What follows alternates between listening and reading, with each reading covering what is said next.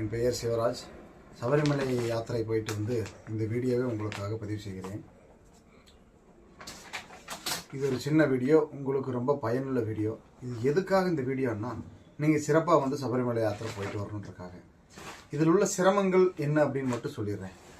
எவ்வளவோ நாள் விரதம் இருந்து கடுமையாக நாம் விரதம் இருந்து சபரிமலை யாத்திரை போகிறோம். ஆனால் சபரிமலை போகும்போது இந்த லைன் நிற்கும்போது கடைசியில் நின்று லைனில் வர வரைக்கும் எந்த பிரச்சனையும் இல்லைங்க. ஆனால் அந்த நெருக்கி, ஃபார் எக்ஸாம்பிள் 18ஆம் அடி ஏறுறதுக்கு முன்னாடி, பஸ்ஸு ஏறுறதுக்கு முன்னாடி, அபிஷேகம் வாங்கிறதுக்கு முன்னாடி, நெய்ய அபிஷேகத்துக்கு போகும்போது, சாமி தரிசனம் போகும்போது, கடைசியிலேருந்து வர வரைக்கும் இருக்கிற பொறுமை, சாமி கிட்ட போன உடனே அந்த பொறுமை இழந்து எல்லாத்தையும் நசுக்கி தள்ள வேண்டிய ஒரு சூழ்நிலையை ஏற்படுத்துகிறாங்க. அது இந்த குழந்தைகளும் இந்த வயசானவங்களும் பெண்கள், வயசான பெண்களும் வர்றவங்களுக்கு ரொம்ப சிரமத்தை கொடுக்குது. அதை அவாய்ட் பண்ணணும்னு இந்த விஷயமா கேட்டுக்கிறேன். என்னுடைய பயண விவரத்தை முழுசா உங்களுக்கு சொல்கிற கேளுங்க. முதல் நாள் இரவு, கடந்த 21ஆம் தேதி இரவு 12 மணி சுமாருக்கு நான் இந்த யாத்திரையை கிளம்பினேன். நான் சொந்த காரில் தான் போனேன். என்னுடைய அப்பா சித்தப்பா கூட போயிருந்தேன்.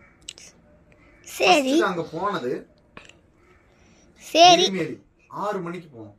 காலையில் 6 மணிக்கு. டாடி, அப்படி என்றால் நீங்கள் எத்தனை மணி இருக்கு? அவ்வளோ தூரமா சபரிமலை? இங்கிருந்து எத்தனை நாளைக்கு அங்கே போகிறதுக்கு? இங்கிருந்து சபரிமலைக்கு போய் சேர்வதற்கு சரியா 8 மணி நேரம் ஆகிறது. ஏன்னா நான் பொள்ளாச்சியிலேருந்து தான் கிளம்பினேன். எங்கள் ஊர் பொள்ளாச்சி, கொச்சின், அந்த ரூட் வழியாக போனோம்.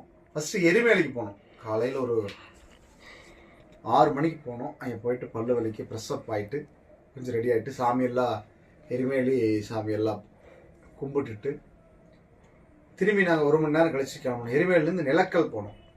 நிலக்கல் போயிட்டு பாறை பார்க் பண்ணிவிட்டு, நாங்கள் ஆன்லைன் டிக்கெட் ஆல்ரெடி எடுக்கலை. அதனால் நாங்கள் ஆன்லைன் டிக்கெட்டுக்கு வேண்டிய 1 மணி நேரம் நின்று டிக்கெட் வாங்கினேன். கிடைச்சது ஆன்லைன் டிக்கெட். Cut cut